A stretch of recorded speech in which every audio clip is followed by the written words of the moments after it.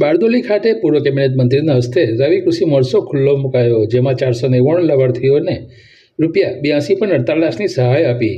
રાજ્યના ખેડૂતોને રવિ સિઝનના પાકો વિશે આધુનિક કૃષિ તાંત્રિકતા અને માર્ગદર્શન તેમજ ખેડૂતલક્ષી વિવિધ યોજનાઓ અંગે માહિતગાર થાય તે હેતુ સાથે આજે મંગળવારે સવારે સમગ્ર રાજ્યમાં તારીખ 14 અને 15 ઓક્ટોબર દરમિયાન સવારે 9 થી સાંજે 5 વાગ્યા સુધીમાં 2 દિવસીય કૃષિ મહોત્સવ 2025 તમામ તાલુકામાં ઉજવાઈ રહ્યો છે. તેના ભાગરૂપે શ્રી નવયુગ પ્રજાપતિ સમાજવાડી મહાત્મા ગાંધી રોડ ખાતે પૂર્વ કેબિનેટ મંત્રી ઈશ્વરભાઈ પરમારની અધ્યક્ષતામાં યોજાયો હતો.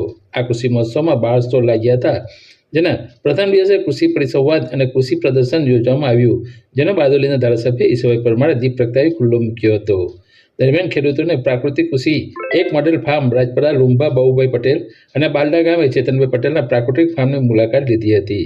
આ કાર્યક્રમ દરમિયાન હાજર રહેલા મહાનુભાવોના વડા હસ્તે બારડોલી તાલુકાના 20 ખેડૂતોને વિવિધ યોજનામાં કુલ ₹1,29,833 પેમેન્ટ ઓર્ડર આપવામાં આવ્યા હતા. આ કાર્યક્રમ જિલ્લા પંચાયત, તાલુકા પંચાયત, ગ્રામ પંચાયત હોદ્દેદારો, મામલતદાર અને તાલુકા વિકાસ અધિકારી સહિતના અનેક મહાનુભાવો ઉપસ્થિત રહ્યા હતા.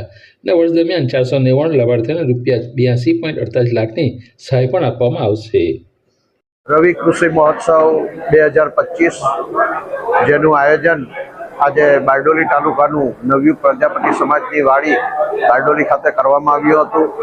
આજના આ કાર્યક્રમમાં કૃષિ વિભાગના અધિકારીશ્રીઓ, મામલતદારશ્રી, તાલુકા વિકાસ અધિકારીશ્રી, અમારા બારડોલી તાલુકા પંચાયતના કારોબારી સમિતિના અધ્યક્ષ શ્રી કિરણભાઈ, ચૂંટાયેલા સભ્યશ્રીઓ, મોટી સંખ્યામાં ખેડૂત ભાઈ બહેનો અને અન્ય શુભેચ્છકો ઉપસ્થિત રહ્યા હતા. અને ખેડૂતોને આપવામાં આવતા લાભો અહીંયાથી આપ્યા છે, એમને કીટો પણ આપી છે. અને તમામ કાર્યકર્તાઓએ રાજ્ય કક્ષાનો કાર્યક્રમ પણ આજે અહીં નિહાળ્યો છે.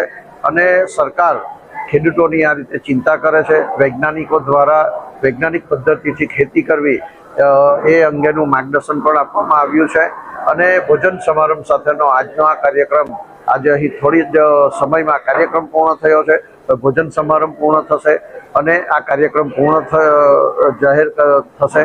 એટલે આ જે કાર્યક્રમો ખેડૂતોની જાગૃતિ માટે, ખેડૂતોની આવક વધારવા માટે જે સરકાર કરી રહી છે એ ખરેખર ખૂબ જ અભિનંદનને પાત્ર છે.